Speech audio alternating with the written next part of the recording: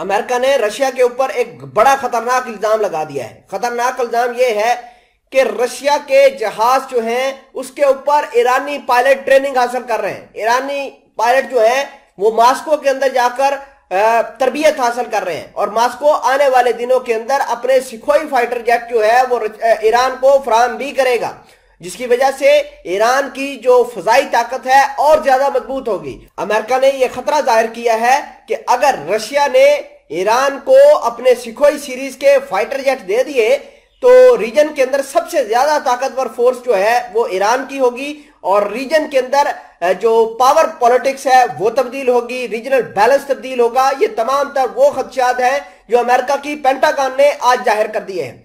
खबर यह भी है कि ईरान के पायलट लगातार जो है वो ड्रोन्स की टेक्नोलॉजी रशिया को फराहम कर रहे हैं। बदले में ईरान के एक्सपर्ट ड्रोन जो हैं उनकी टेक्नोलॉजी जो है वो मॉस्को को फराहम कर रहे हैं और अमेरिका इस वजह से डरा सहमा बैठा हुआ है कि ये जो एक डीप स्ट्रैटेजिक डिफेंस पार्टनरशिप है ये कहीं फुल फ्लैज पार्टनरशिप के अंदर तब्दील ना हो जाए।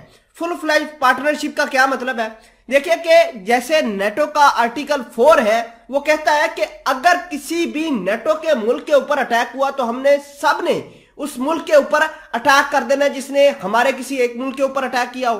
तो अमेरिका भी ये कर रहा है कि अगर full fledged defence agreement sign हो जाता है ईरान और रशिया के दरमियान, तो अगर ईरान के ऊपर कोई हमला होता है तो रशिया अपने ऊपर तस्वर करेगा वो हमला और फिर ये दोनों मुल्क मिलकर तीसरे मुल्क के खिलाफ जंग कर देंगे। तो ये कुछ मामलात बन रहे हैं। खैर, इस हवाले से कुछ अहम चीजें आपके सामने शेयर करनी है। छोटी सी गुजारिश है कि आप हमारा YouTube चैनल हसना टीवी को सब्सक्राइब करके पास मौजूद घंटी के निशान को दबा लें ताकि लेटेस्ट न्यूज आप तक बर वक्त पहुंचती रहे। देखिए कि बात यह है कि रशियन सदर ने 2-3 अहम काम किए हैं। काम यह है, एक तो उन्होंने अपना न्यूक्लियर डॉक्ट्रिन जो है वो चेंज कर दिया है। यानी हम अब ये नहीं देखेंगे रशिया वाले कि हमारे ऊपर न्यूक्लियर अटैक होगा तब ही हम अपने न्यूक्लियर वेपन्स चलाएंगे, ऐसा नहीं। रशिया के सदर ने अमेंड किया है अपना न्यूक्लियर डॉक्ट्रिन और कहा है कि अगर हमारे ऊपर किसी ने अटैक न भी किया तो हम ये हक हासिल रखते हैं कि दूसरे मुल्क के ऊपर अटैक्स कर दें। न्यूक्लियर अटैक्स की बात कर रहा हूं। दूसरी तरफ अगर हम अमेरिका की बात करें तो अमेरिका ने यह ऐलान किया है कि रशिया के ऊपर बमबारी करने में अमेरिका का कोई हाथ नहीं है। अमेरिका को इस बात की भनक पड़ चुकी है कि अमेरिका की सुपरमेसी जो है वो इस जंग की वजह से बर्बाद हो गई है। अमेरिका के अंदर हालात खुद बहुत ज्यादा खराब हो गए हैं और इस हालात को खराब करने में अमेरिकी सदर बाइडेन को दोष दिया जा रहा है, उनके ऊपर इल्जाम लगाया जा रहा है कि उसकी वजह से ही मुल्क की बर्बादी हुई है। और ये तमाम तर सिचुएशन जो है ये दीगर ममालिक के लिए एक अपॉर्चुनिटी लेकर आ रहे हैं। वो अपॉर्चुनिटी सऊदी अरेबिया की सूरत में हो, चाइना सऊदी अरेबिया की जो कोलैबोरेशन है इसकी सूरत में हो। तो अमेरिका ये भी कह रहा है कि हमने यूक्रेन की हथियारों के साथ मदद सिर्फ डिफेंस के लिए की है।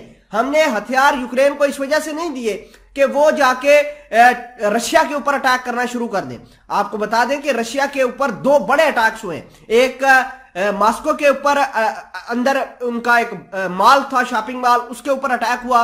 उसके अलावा जो क्रीमिया थी उसकी पुल पूरी की पूरी तबाह कर दी गई। इसके अलावा अगर हम बात करें इनके एयरबेस की तो एयरबेस भी बर्बाद किया गया है रशिया का और वहां पर मौजूद 2 बॉम्बर जो है Tu-22 और Tu-23 जो थे वो बर्बाद हो गए। और आपको यह बता दें कि इन अटैक्स की वजह से रशिया जो है वो काफी जो है गुस्से में है।